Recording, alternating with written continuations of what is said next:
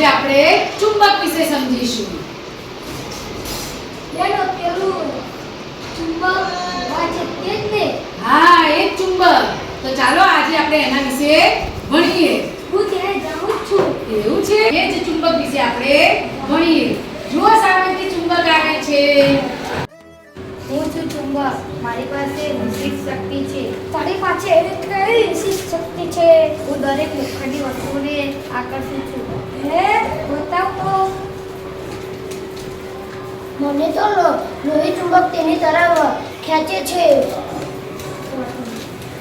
અરે વાહ, આ તો જબર કહેવાય. હું લાકડામાં જો કે ચુંબક મને આકર્ષાય છે. મને તો ચુંબક આકર્ષાતું નથી, કારણ કે તું લોખંડનો નથી ને. હું પ્લાસ્ટિક છું. મને ચુંબક આકર્ષાય છે. તું પ્લાસ્ટિક છે. તું લોખંડ નથી, એટલે તું આકર્ષાતો નથી. અરે વાહ, તમારી પાસે તો કેવી શક્તિ છે. હું છું ચુંબક રાજા. મારી પાસે આખું સામ્રાજ્ય છે, જેમ કે ઉત્તર ધ્રુવ, દક્ષિણ ધ્રુવ.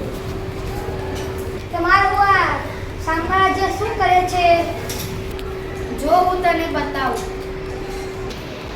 બેન, ચુંબક લોખંડને આકર્ષે છે, તો બેન ચુંબક બીજા ચુંબકને આકર્ષે છે.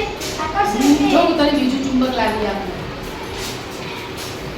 હવે તું જાતે બંને ચુંબક છે, પ્રયોગ કરી જો.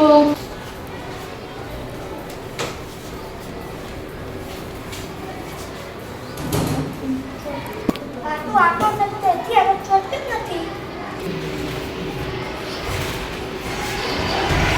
આ તો આકર્ષણ જ નથી. હજી વિચાર કે કઈ રીતે આકર્ષાશે.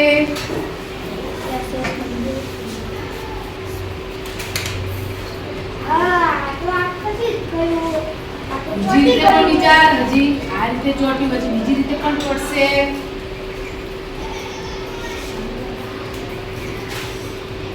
આ પણ ચોંટી ગયું. સરસ, વેરી ગુડ. તો જુઓ વિદ્યાર્થીઓ, તમને ખબર પડી ને કે ચુંબકના બંને અસમાન ધ્રુવો હશે, એટલે કે ઉત્તર ધ્રુવ હશે અને દક્ષિણ ધ્રુવ હશે, તો એકબીજા પ્રત્યે આકર્ષાય છે.